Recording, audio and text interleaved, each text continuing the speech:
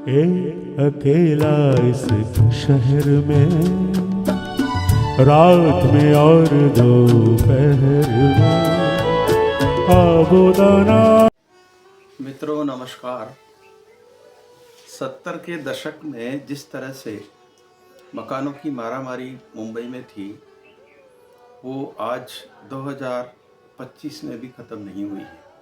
यह मारामारी टीयर 1 से लेकर टीयर 2 और टीयर 3 शहरों तक पहुंच गई है। मुंबई में सिंगल बेडरूम किचन अपार्टमेंट की कीमत ही 1 करोड़ से ऊपर ज़्यादा लांग गई है।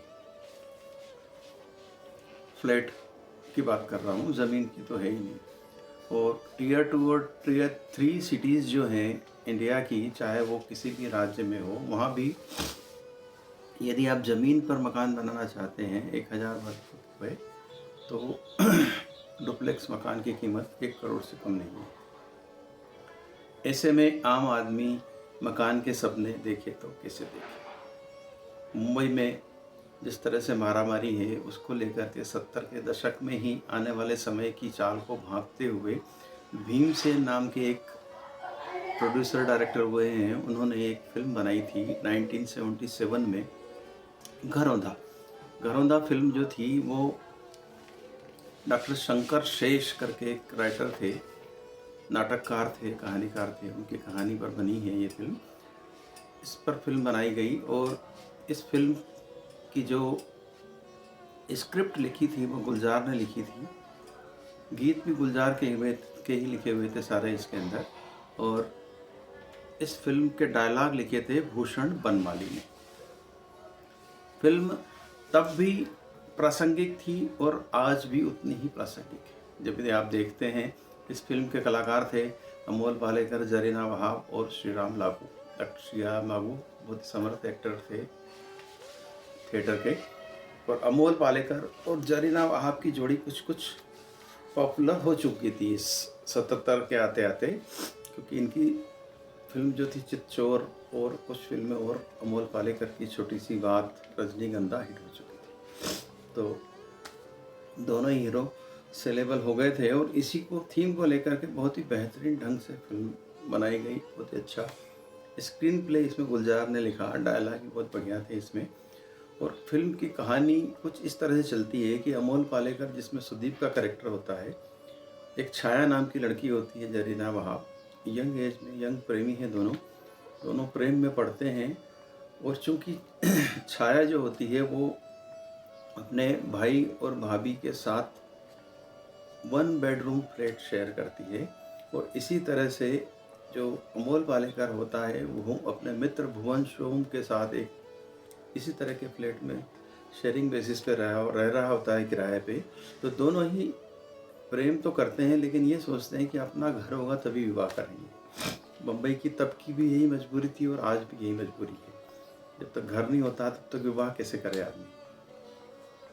तो दोनों ही डॉक्टर श्रीराम लागू, इसमें एक ऐसा कैरेक्टर बताया गया है जो बड़ा बिजनेसमैन है, अच्छा रईस आदमी है, और उसी के फर्म में दोनों काम करते हैं। शादी के प्लान बनाते हैं, गीत गाते हैं, और इस फिल्म के गीत भी बड़े अच्छे बने हैं। एक अकेला इस शहर में, रात में या दोपहर में आबोदाना ढूंढता है। और उमर लैना ने भी एक गीत गाया है इसमें कि तुम्हें हो ना हो हमको तो इतना यकीन है, मुझे प्यार तुमसे। ऐसा करके गीत है, बहुत ही सुंदर गीत है। और तब नई आवाज़ थी रूना लैला की, बांग्लादेश से आकर उन्होंने यहाँ इस फिल्म में गीत गाया था। ये गीत खूब चला था। तो कुल मिला के फिल्म आगे बढ़ती है, दोनों प्रेम में हैं और प्रेम में ये सोचते हैं कि कैसे भी करके, तो अमोल पालेकर 1-1 रुपया करके बचाता है, इधर जरीना वहाब भी कुछ मदद करती है, और वो कुल मिलाकर फ्लैट बुक करते हैं। और जो उनका साथी है अमोल पालेकर का, भुवन सोम ने इसमें काम किया है, तो वो उससे कहते हैं कि तुम भी बुक कर दो। तो तीनों मिलके एक बिल्डर के पास जाते हैं। बिल्डर बिल्कुल चिकनी चुपड़ी बातों में उलझा लेते हैं, तब भी उलझाते थे, आज भी उलझाते हैं, और एक फ्लैट बुक कर देते हैं। तब परेरा जैसा कोई सोसाइटी इसको थी नहीं संस्था रेरा, तो हमारे यहाँ 2019 के बाद ही बनी है। उसके 2019 के पहले की पूरी यही कहानी चलती रही, 77 से लेके 2019 तक यही कहानी चलती रही कि बिल्डर पैसे ले लेता था, समय पे डिलीवरी नहीं करता था, और कई मामलों में तो बुकिंग अमाउंट ही लेकर भाग जाता था। न तो वहाँ बिल्डिंग होती थी, न बिल्डर का दफ्तर होता था। कुछ इसी तरह की षड्यंत्र में फंस गए हैं बिल्डर की चिकनी चपड़ी बातों में, और ये अपनी पूरी जमा पूंजी खो देते हैं। तो लोग निराश हताश क्या करें, कहीं रहने की जगह नहीं है, विवाह करके जाएं तो रहने कहाँ जाएं, किराया इतनी ताकत नहीं, किराया भर दें इतना ज़्यादा सिंगल बेडरूम का। तो इसी बीच क्या होता है कि डॉक्टर श्रीराम लागू की पत्नी मर जाती है। डॉक्टर श्रीराम लागू उम्रदराज व्यक्ति है, और उसको जो हार्ट की बीमारी है, तो उसको लगता है कि 6-8 महीने में वो चल बसेगा। इसी बीच श्रीराम लागू अपनी पत्नी की छाया में देखता है, अपनी एम्प्लाई में, जरीना वहाब में उसको अपनी पत्नी नज़र आती है। होता है ऐसा उम्रदराज, जब आदमी पत्नी वियोग में हर किसी में या कहीं न कहीं किसी न किसी में खोजता है, तो उसको लगता है कि ये लड़की जो है ये मेरी पत्नी जैसी ही लगती है, तो वो उसके प्रेम में पड़ता है। अब होता यह है कि दोनों, छाया और सुदीप, अमोल पालेकर और जरीना वहाब ये प्लान बनाते हैं कि छाया तुम इससे विवाह कर लो। ये चाहता है, प्रपोज करता है, श्रीराम लागू से एक्सप्रेस भी करता था कि मैं तुमसे प्रेम करता हूँ। तो ये कहते हैं अमोल पालेकर कि तुम दोनों प्लान बनाते कि तुम मुझसे शादी कर लो, इतना धनी आदमी है, इसके पास मकान है, पैसा है, सब कुछ है, गाड़ी है, मोटर है, तो 6 महीने में तो मर ही जाएगा ये। 6 महीने तक इसको धका लो, और 6 महीने के बाद फिर हम वापस शादी कर लेंगे। यहाँ इस तरह की एक संधि, दुर्भी संधि कहो इसको, षड्यंत्र भी कह सकते हो। लूटे पिटे प्रेमी क्या करे बेचारे, तो कुछ इस तरह का प्लान बनाते हैं। छाया विवाह के लिए तैयार हो जाती है, हालांकि उसका भाई वगैरह विरोध भी करता है कि इतनी बड़ी उम्र के आदमी के साथ कैसे विवाह करोगे तुम, ये वो, लेकिन वो कर लेती है विवाह। अब देखिए, अब यहाँ से टर्न देता है कहानीकार इस पूरी कहानी को। वो एक पीछे छूट जाता है, घरौंदा, घर बनाना है, घर बसाना है, वो अलग चीज़ है। अब यहाँ आके ट्विस्ट हो जाता है सेकंड हाफ में कि शादी करके जरीना वहाब श्रीराम लागू के साथ रहने लगती है। जो कि एक स्त्री विवाह करने के बाद उसकी मनोदशा कैसी बदलती है, वो थोड़े दिन साथ रह के श्रीराम लागू से अटैचमेंट हो जाता है उसका, उसकी अच्छी सेवा करती है, अच्छी, उसने इतना धन देखा नहीं था, ऐशो आराम की ज़िंदगी जीवन बिताया नहीं था, तो वो सब उपलब्ध कराता है डॉक्टर श्रीराम लागू उनको, जरीना वहाब को। उसके एवज में उसकी सेवा करने लगती है दोनों में। अब उम्र का तो बहुत अंतर था, तो प्रेम उस तरह का प्रेम तो नहीं, लेकिन फिर भी एक श्रद्धा भाव से उसकी सेवा करने लगती है, और वो उसके साथ अटैच हो जाती है। इस सेवा और प्रेम की का देखिए प्रभाव, देखिए कि बीमार आदमी श्रीराम लागू ठीक होने लगता है। कहाँ तो वो सोच के आए थे कि 6 महीने में मर जाएगा, वो लंबा जिया जाता है।